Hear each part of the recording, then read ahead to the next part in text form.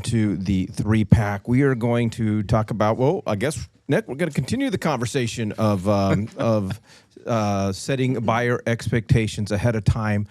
And this is just really just something that's been on my mind because of a lot of recent transactions that I have where sometimes I've set the proper expectations. Sometimes I've just kind of let it get away from me. And then I find myself in a jam. So, and these are part of the initial conversations. And what I mean by initial, I don't necessarily need to have these conversations before we go look at homes. If I can just get people in the car looking at homes, that's half the battle. Right. But when we're getting ready to write an offer, we do need to set some buyer expectations. You are not buying a new build. This is not a brand new home. This is a home that new builds are pretty much so perfect. You are showing them new builds. Well, I'm just saying. So if we're hitting the resale market, yeah. They need to understand walking into this that somebody has lived in this home, and maybe they lived in a home for 2 years. Maybe they lived in the home for 20 years. This is not a new build, so you have to understand you are not getting delivered a perfect home with that new car smell. This home again has a lot of experience. So, understand a resale home isn't perfect and it's going to come with wear and tear. So you've got to pick and choose. And this is where you're managing the expectations. You got to pick and choose, what are things that are important to you and not important to you. I can't go after every single door lock and every single faucet that's not shiny and clean and bright and whatever the case is, like I can if it's a new build. Right. It's a home that you just need to understand, Mr. and Mrs. Buyer, you're not buying a house that is perfect.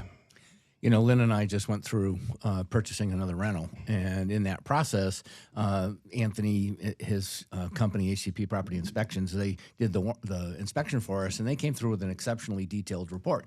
But it didn't have a lot of things that were wrong with it. It just had a lot of things, and so I think that's kind of the setting up the buyer on this. Listen, the home inspection report probably is going to come back, and it might have 50 things on it, or all right, let's be realistic. It might have 20 things on it that just don't make it a brand new home, and the home inspector's pulling that information out. And so if we don't prepare the buyer for that home inspection report, because to your last point there, pick and choose what's important. When you're going in for a negotiation, what are the things that realistically you could do, or that realistically is not going to change the quiet enjoyment of the home, but it's maybe structurally or mechanically not working properly? Pick the things that are important to you. Yeah, Nick, I recently had a buyer. They're like, they looked at the inspection report and go, I want everything taken care of. Yeah. I don't want to have to do anything to this home. Yeah. Then we need to go look at new builds. Yeah, exactly. Well, so I have a few things here. I mean, we're seeing more pendings in the marketplace. We've seen more listings come available the last few months. So we're seeing more business. And this is again, it's never been as important as it is now to get your expectations set for your clients across the board. And it's something that our industry could always do better at. But when you're trying to set this expectation, so my question to you, Mikey, is we've got 35-year-olds that have never purchased a home in their life, and they've got their pre-qual and they're really excited. And so they don't, let's just say the current generation of 35-year-olds haven't been taught how to fix things. They use YouTube and they use ChatGPT. So they're not comfortable fixing things in a home. So they go through a couple of residential resales that are 8 to 10, 15 years old, and they get that home inspection list back.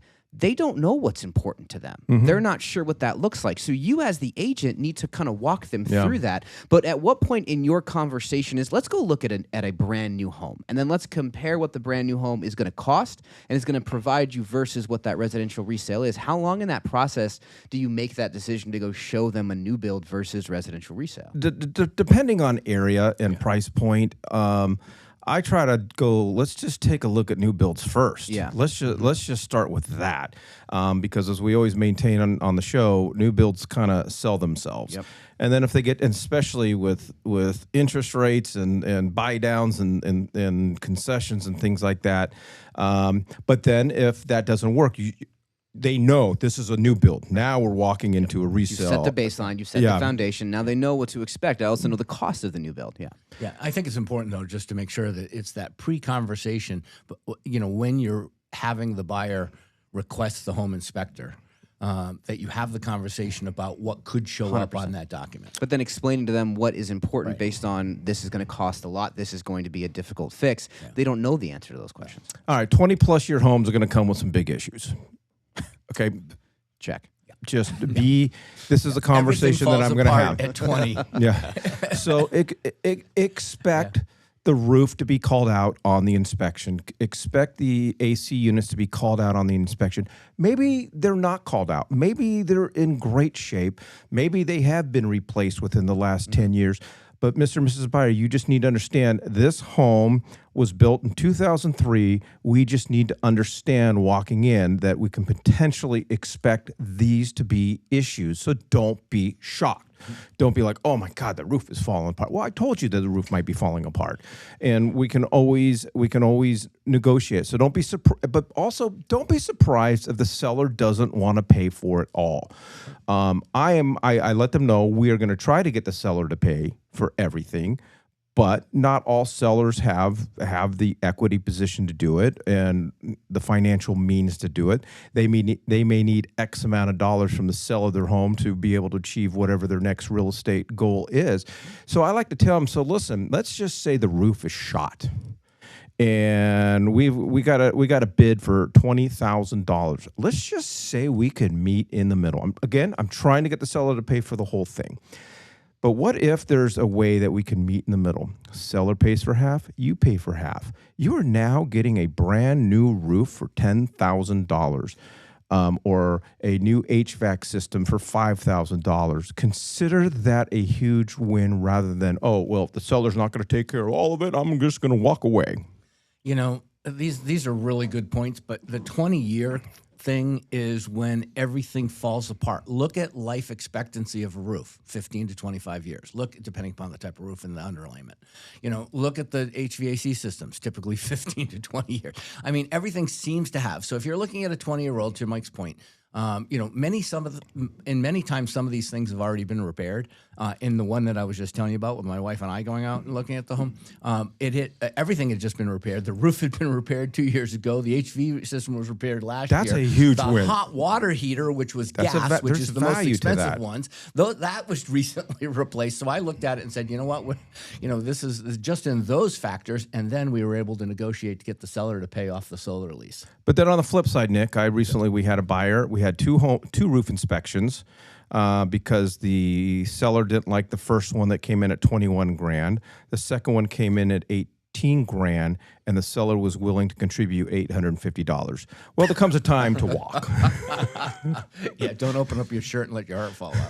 The real estate industry, along with every other industry, they do what's called the danger report every year. I don't remember who puts it out. I think it's not Swamp Hole, but it's a company like that does the danger report. And every single year, this report ranks from one as the highest danger for the industry to the lowest.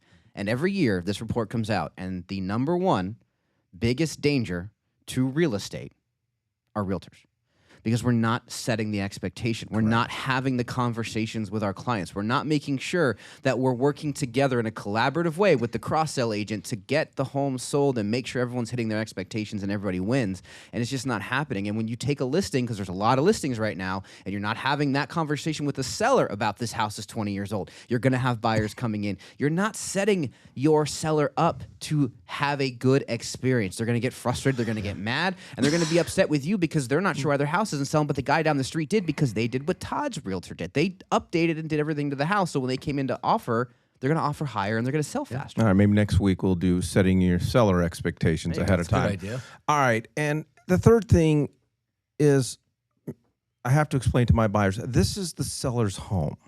Okay, they've raised their kids in this home. They've got a lot of years, there's a lot of emotional attachment to this home.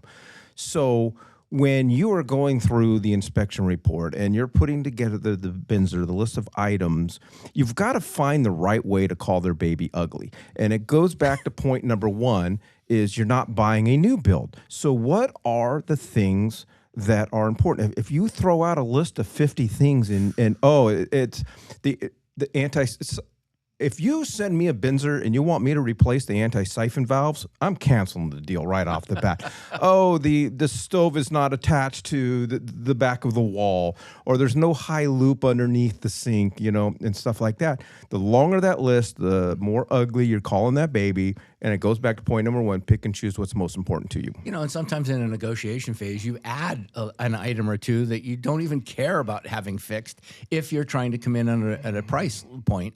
And then that way the consumer says, well, I'll take the price, but only if you don't do it these. So there's a lot of strategies behind all of these things. So, and Mike, when you deal with investors, strategy is more important in many instances than even dealing with someone who's going to live in the property itself. But again, this is also the point when you share with people that there's no warranty on a structural item unless the house is under 6 years old.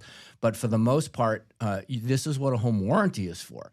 So if you order a home warranty, it's kind of saying, for instance, if any of these major mechanical things go wrong, at least in the first year, then these things will be covered with a blank whatever they call it, deductible. From that perspective. But again, so I think that the biggest issue is having these kinds of conversations while you're walking through homes potentially. Mike said it right in the very beginning. My number one objective is to get them to go out and walk through homes.